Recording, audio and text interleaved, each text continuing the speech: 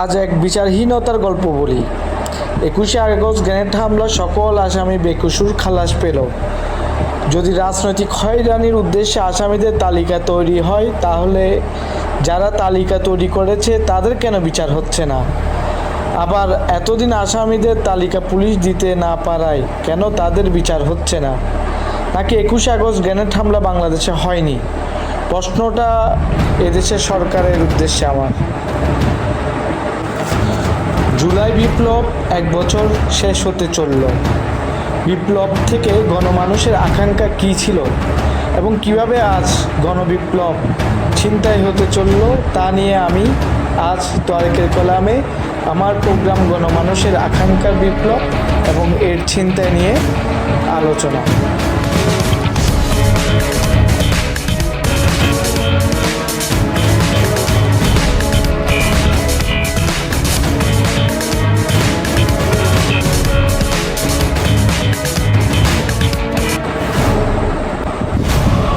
জুলাই বিপ্লবে গঠিত সরকার এখনও গণমানুষের আকাঙ্ক্ষা পড়তে জানেননি, কারণ বেশিরভাগ উপদেষ্টা বিদেশ হতে আগত এবং এরা সরকারি অ্যাডমিনিস্ট্রেশন সাজাতে ব্যস্ত।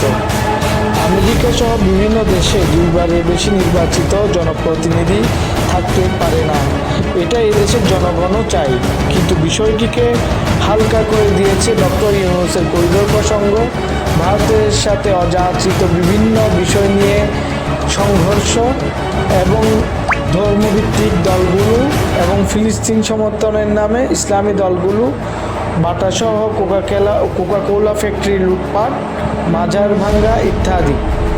আজ এইসব ঘটনা রাজপথে তরুণ ছাত্রদের রক্তের সাথে বেইমানি ছাড়া আর কিছুই নয়। রাজনৈতিক এবং সামাজিক ন্যায় এদেশে তরুণদের স্বপ্নের বাংলাদেশ গড়তে পারে। বর্তমান সরকার এদেশে বিভিন্ন রাজনৈতিক সংস্কার আনতে চায়, যা বিভিন্ন শর্ত দিয়ে রাজনৈতিক সংস্কার আনতে চায়, যা মোটেও বাস্তবসম্মত নয়। কারণ এদেশের মানুষ বেশিরভাগ চিন্তা ইউরোপ আমেরিকার মতো উন্নত নয়, কিন্তু এই উন্নত হওয়ার আকাঙ্ক্ষা পূরণ সম্ভব। আমার আলোচনায় উঠে আনব কীভাবে রাজনৈতিক সংকট ছাড়াই ইউরোপের মতো উন্নত হওয়া যায়। বাংলাদেশে ৯৫,০০০ মানুষের জন্য মাত্র একজন বিচারক, সুপ্রিম কোর্টে ১৬০ জন মাত্র বিচারক, আর আপিল বিভাগে ৬ জন বিচারক, মাত্র ১০১ জন বিচারক আছেন হাইকোর্টে। তার মধ্যে স্থায়ী বিচারপতি ৭৬ জন, অতিরিক্ত বিচারপতি মাত্র ২৫ জন। যেখানে বাংলাদেশে প্রতিটি ওয়ার্ডে একটি করে কোর্ট এবং কমপক্ষে ১০ জন মানুষের জন্য একজন বিচারপতি থাকা উচিত, সেখানে ৯০,০০০ মানুষের জন্য একজন মাত্র বিচারক কি হাস্যকর নয়? এদেশে অনেক সুন্দর সুন্দর আইন আছে, কিন্তু বাস্তবায়ন তো বিচারপতিদেরই করতে হবে। আজ রাজনৈতিক প্রতিষ্ঠানের নামে টাকা কামানোর ধান্দার মূল উৎসই হলো বাংলাদেশে বিচারহীন মামলার যত দুর্নীতি এবং লুটপাট। এর মূল হচ্ছে দেশে অপর্যাপ্ত পরিমাণের কোর্ট।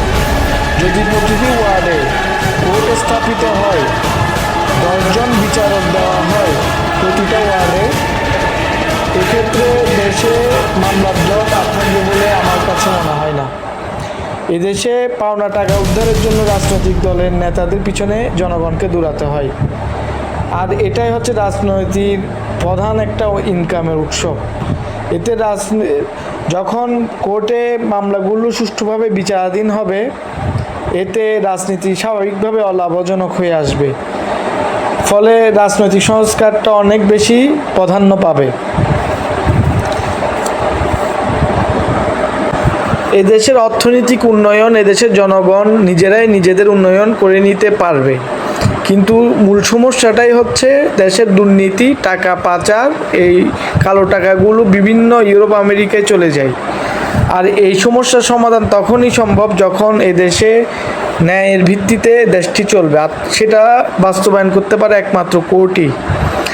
দুর্নীতি থেকে শুরু করে লুটপাট, রাহাজানি সবগুলোর বিচার যদি ৩০ দিনের মধ্যে সম্পন্ন হয়, সেক্ষেত্রে অন্তত ন্যূনতম নিম্ন আদালতে একটা রায়ও যদি আসে এবং সেটা যদি বাস্তবায়িত দ্রুততার সাথে হয়, তবে এদেশের মধ্যে আর গণতন্ত্র এবং দুর্নীতির এই দুটা সমূলে গণতন্ত্র ধ্বংস করার প্রক্রিয়া এবং দুর্নীতি দুটাই সমূলে উৎপাটিত হবে।